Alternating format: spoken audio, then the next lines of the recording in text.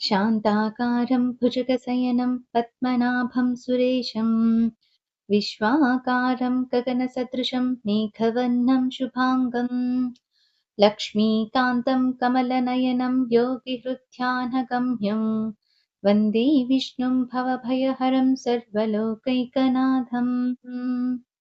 మాఘపురాణము 19వ అధ్యాయము. మునుల వాగ్వాదము. గృత్స్నమత మహర్షి జహ్నుమునితో ఇట్లు పలికెను. ఓయి వినుము. గోమతీ నదీ తీరమున పవిత్రమైన నైమిసారణ్యము కలదు. అచట బహువిధములైన లతావృక్ష గుల్మములెన్నియో ఉన్నవి. అచట ఉత్తములైన తపోధనులెందరో నివసించుచుండిరి. తమకు నచ్చిన తపమును యాగమును చేసుకొనుచుండిరి. జ్ఞానము వైరాగ్యము ఇంద్రియ నిగ్రహము కలిగి సర్వోత్తములైన వారిలో పరస్పరము నేనెక్కువ అనగా నేనెక్కువ అనుచు వివాదము కలిగెను. భృగు మహర్షి నేను తపోనిష్ఠుడను, యోగీశ్వరుడను, నన్ను మించిన వారెవ్వరున్నారని అనెను. గౌతముడును నేను అందరికంటే పెద్దవాడను, బ్రహ్మకల్పము పూర్తియగు వరకు తపమును చేసిన వాడను, నేనే గొప్పవాడనని పలికెను. లోమసుడను ముని నాకు సమానుడు లేడు, నేను మునులకే గురువునని ప్రకటించెను. గార్గ్యుడను ముని సభలో నిలబడి వేద శాస్త్రాదులన్నీయు నాకు వచ్చును, కావున నేనే ఉత్తముడని అనెను. మాండవ్యుడు నేను కర్మలను ఏమరకుండా యథాకాలముగా చేయుదును, సత్కర్మలనాచరింతును, అన్ని శాస్త్రములను చదివినవాడను, నాకంటే ఉత్తముడెవడని గర్జించెను. సంతనుడను ముని నేను యోగాభ్యాసము చేయువాడను, ఆత్మజ్ఞాననని ఏకాగ్రత కలవాడను, నన్ను మించిన వాడెవడునూ లేడని పలికెను. పౌలస్త్యుడను ముని లేచి నేను వేదములు శాస్త్రములు అన్నియు నేర్చిన వాడను, పెద్దలు కూడా నన్నే గౌరవింతురు, కావున నేనే అధికుడనెను.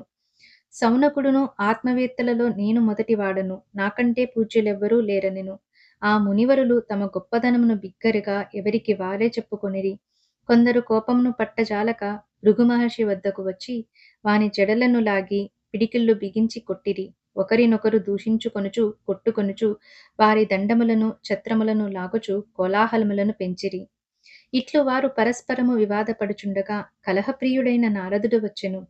కలహించుకొనుచున్న వారిని మరింత ఉద్రేకపరిచెను. వైకుంఠమును చేరి శ్రీహరికి ఈ విషయమును విన్నవించెను. శ్రీహరియు నారదా, ఆ మునులు జ్ఞానులైనను నా మాయకు లోపడి కలహించుకొనుచున్నారు.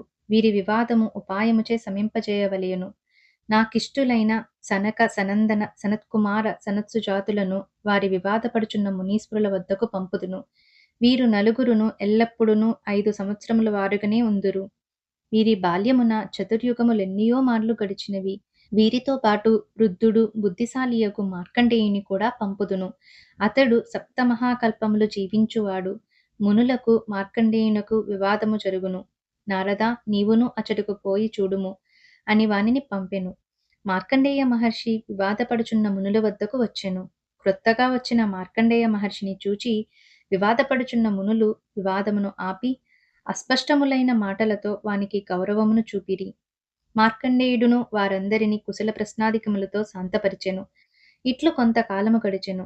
కొంతకాలము గడిచిన తరువాత బ్రహ్మజ్ఞానులు భగవద్గాన లాలసులగు సనక సనందనాది మునులు నలుగురును అచటకు శ్రీహరిని కీర్తించుచూ వచ్చిరి. మార్కండేయ మహర్షియు వారిని చూచి ఎదురు వెళ్లి నమస్కరించి అర్ఘ్యపాద్యములచే పూజించెను.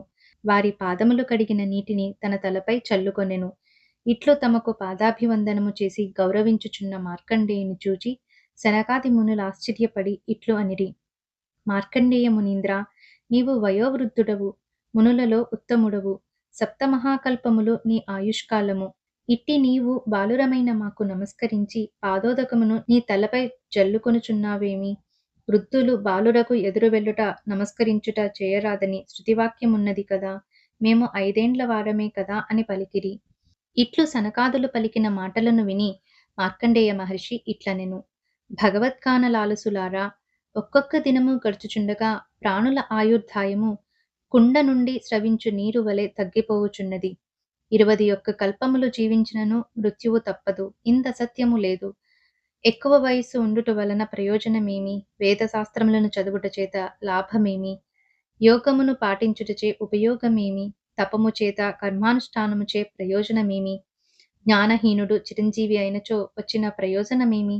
నిరర్థకముగా కాలము గడుచుటచే దుష్టుల జీవనము గడిచిపోవుచున్నది. జ్ఞానమును సంపాదించువాడే ఎక్కువ, వ్యర్థముగా అజ్ఞాని అయి ఎక్కువ కాలము గడిపిన వాని గొప్పదనమేమున్నది? వినాశకాలము దాపురించినప్పుడు ప్రాణి లోకభయము పొంది, తాను చేసిన కర్మల ఫలముననుభవించి మరల జన్మించును. నిత్యము కాని దేహముతో విష్ణు కథా ప్రసంగము చేయువాని బ్రతుకు సార్థకమైనది. మహాత్ములైన సనక సనందన సనతుమార సనత్సుజాతులారా, మీరు నిరంతరము విష్ణు కథా ప్రసంగమును చేయువారు. నిత్యము ఆయనను తలచి నమస్కరింతురు. శ్రీహరి ఎల్లప్పుడును నీ హృదయ పద్మములందే ఉండును.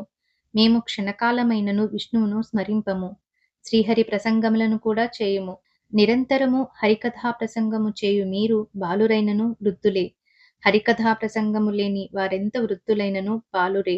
కావున మాకంటే మీరే గొప్పవారని మార్కండేయ మహర్షి సమాధానమునిచ్చెను. మార్కండేయుని మాటలను విని సనకాది మహర్షులు శ్రీహరిని కీర్తింపసాగిరి. వారి మాటలను వినుచున్న మునులు తమలో తాము ఎక్కువ తక్కువ అనుకొనుట మూర్ఖత్వమని గమనించుకొని సిగ్గుపడిరి.